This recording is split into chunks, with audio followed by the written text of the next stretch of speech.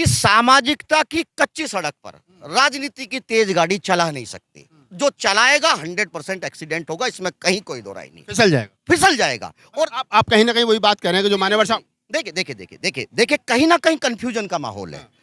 दिमाग में राजनीति और जबान पे सोशल सर्विस, ऐसी सोशल सर्विस भी नहीं हो सकती। यहाँ की कोई भी विचार और कोई भी विचारधारा हमेशा विपरीत परिस्थितियों में दम तोड़ती है। सिर्फ अंबेडकर विचारधारा, दलितों की जो एक विचारधारा है, इसने दम नहीं तोड़ा। जितनी परिस्थितियां विपरीत हुई, कहीं ना कहीं ये विचारधारा बहुत मजबूती के साथ आगे बढ़ी। कि जबान पे सोशल सर्विस, दिमाग में राजनीति, ये भी गलत है, और जबान पे राजनीति और दिमाग में सोशल सर्विस, ये भी गलत है। दोनों मूवमेंट अलग हैं।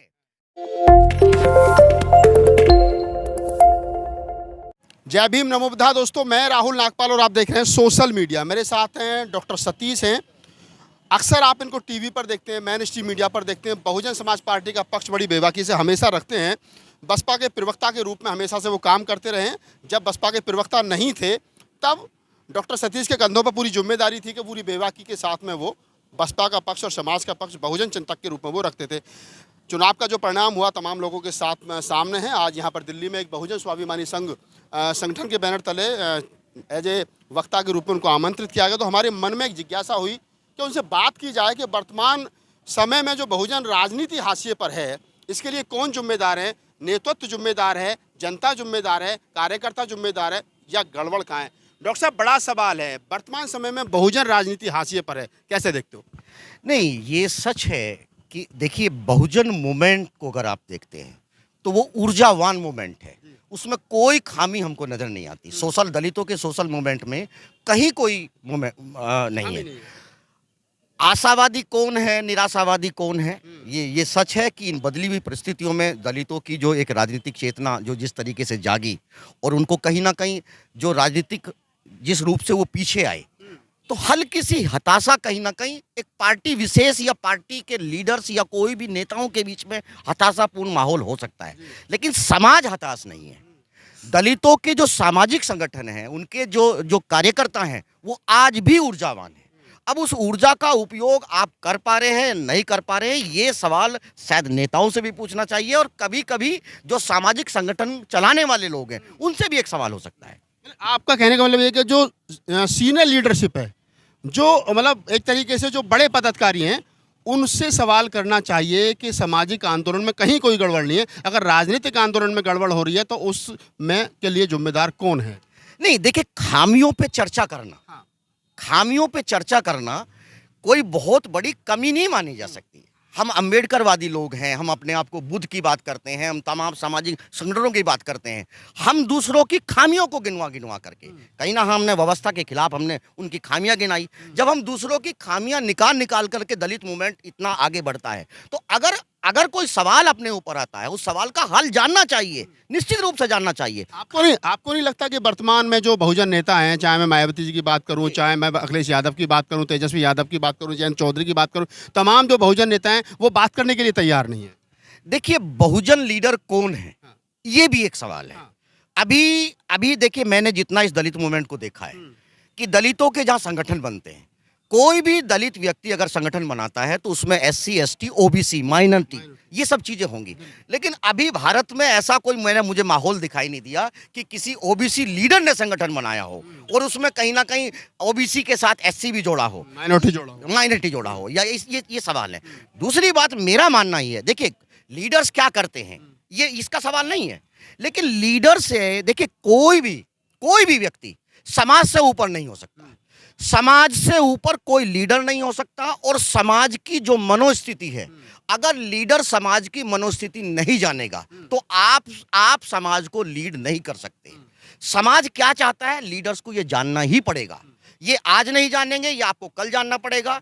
देखिए, मुझे जो नजर आता है, दलितों के तमाम जो समस्याएं हैं, जो भी उनका हल है, उसमें 3 तरह की हमको चीजें दिखाई देती हैं। एक दलितों का सामाजिक मूवमेंट, एक दलितों का राजनीतिक मूवमेंट, एक दलितों का धार्मिक मूवमेंट।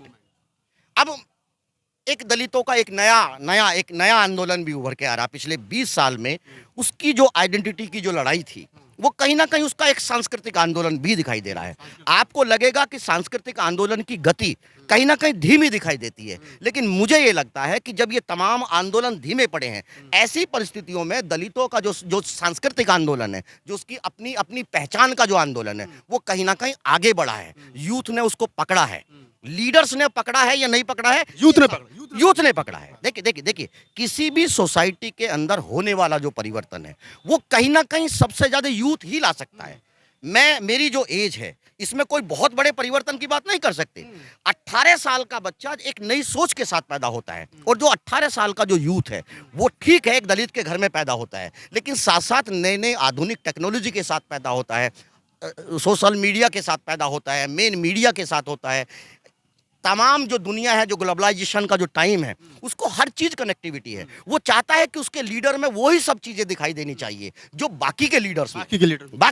अभी जैसे आपने कहा कि उनके लीडर में वो चीज़ दिखाई देनी चाहिए। अगर हम बसपा की बात कर लें, बेसिक रूप से आप बसपा से जुड़े रहे हैं, हम सब लोग बसपा से जुड़े रहे हैं। चुनाव के बाद में बहन जी आई, उन्होंने कहा कि हमको मेन स्ट्रीम मीडिया ने हरा दिया, और सोशल मीडिया पर भी उन्होंने सवाल खड़े किए। हम लोग 4-4 बार सीएम रहे कि अपना सोशल मीडिया प्लेटफॉर्म तक नहीं बना पाए। हम गाली देने में मस्त हैं, गाली दे रहे हैं, बता रहे हैं कि मीडिया मनुवादी है। बाबा साहब डॉक्टर अम्बेडकर ने 1925 में जब आरएसएस गर्भ में थी तब तीन अखबार निकाले। मूक नायक था, जनता था, समता था, मानवर साहब काशीराम ने बहुजन संगठन निकाला। हम उन सबको आगे नहीं बढ़ा पाए, हमने उनकी हत्या कर दी, और वर्तमान समय में जब सैकड़ों चैनल मनुवादियों के लिए काम कर रहे हैं, हम सिर्फ गाली बकने का काम कर रहे हैं। नहीं, देखिए निश्चित रूप से आपको ये बात मानना पड़ेगा कि दलितों का जो सोशल मीडिया चलाने वाला कौन है, दलित ही होगा ना। और निश्चित रूप से उनके पास साधन भी सीमित है। वो अपने संसाधनों, जो उसके परिवार का पैसा है, उस पैसे को लेकर के कहीं ना कहीं वो जगह जगह जा रहा है ना। उसके ऊपर कहीं से पैसा नहीं मिल रहा।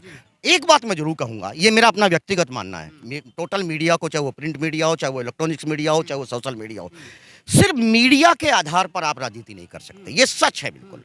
चाहे वो सोशल मीडिया हो, मेन मीडिया हो, सिर्फ राजनीति में मीडिया के आधार पर नहीं हो सकती।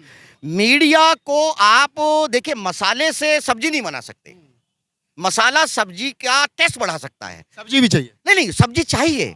सोशल मूवमेंट में देखिए, आपको एक बात मानना ही पड़ेगा कि सामाजिकता की कच्ची सड़क पर राजनीति की तेज गाड़ी चला नहीं सकती। जो चलाएगा 100% एक्सीडेंट होगा, इसमें कहीं कोई दो राय नहीं, फिसल जाएगा। और आप कहीं ना कहीं वही बात कह रहे हैं कि जो मान्यवर साहब, देखिए कहीं ना कहीं कंफ्यूजन का माहौल है। दिमाग में राजनीति और जबान पे सोशल सर्विस, ऐसी सोशल सर्विस भी नहीं हो सकती। जैसे मान्यवर साहब काशीराम कहते थे कि अगर बहुजन समाज को लंबे समय तक राजनीति करनी है तो हमारे को सामाजिक आंदोलन की जड़ मजबूत रखनी पड़ेगी। तो आपको लगता है कि पिछले दिनों सामाजिक जो आंदोलन की जड़ें वो कमजोर हुई हैं, तब हम राजनीति में फिसले? नहीं, देखिए सामाजिक मूवमेंट कमजोर नहीं हुआ। मुझे भारत में और तमाम दुनिया का जो ध्यान जो है, अगर दलित मूवमेंट ने सबसे ज्यादा अगर केंद्रित किया है कि दुनिया की कोई भी विचार और कोई भी विचारधारा हमेशा विपरीत परिस्थितियों में दम तोड़ती है।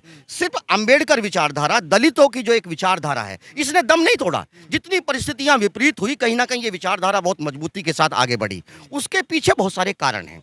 मेरा मानना यह है कि इस विचार को लोगों को छोड़ना नहीं चाहिए।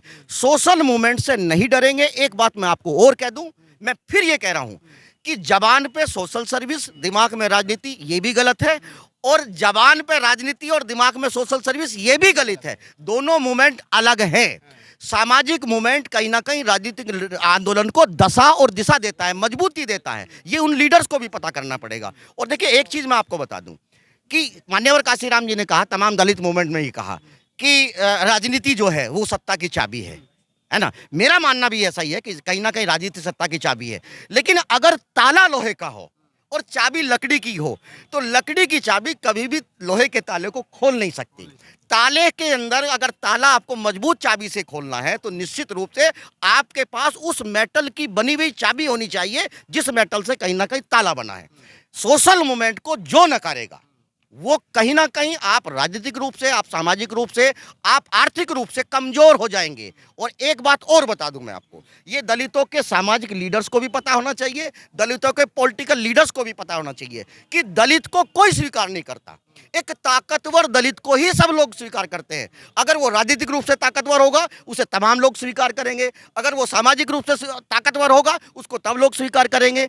और ये बात मैं इसलिए भी कह रहा हूं कि देखिए, जो जातियां दलितों के सामाजिक मूवमेंट में रोज गालियां खाती है, दलितों का जब पॉलिटिकल मूवमेंट अपने पूरे के पूरी ताकत में आता है तो कहीं ना कहीं वही सम्मान पाती है।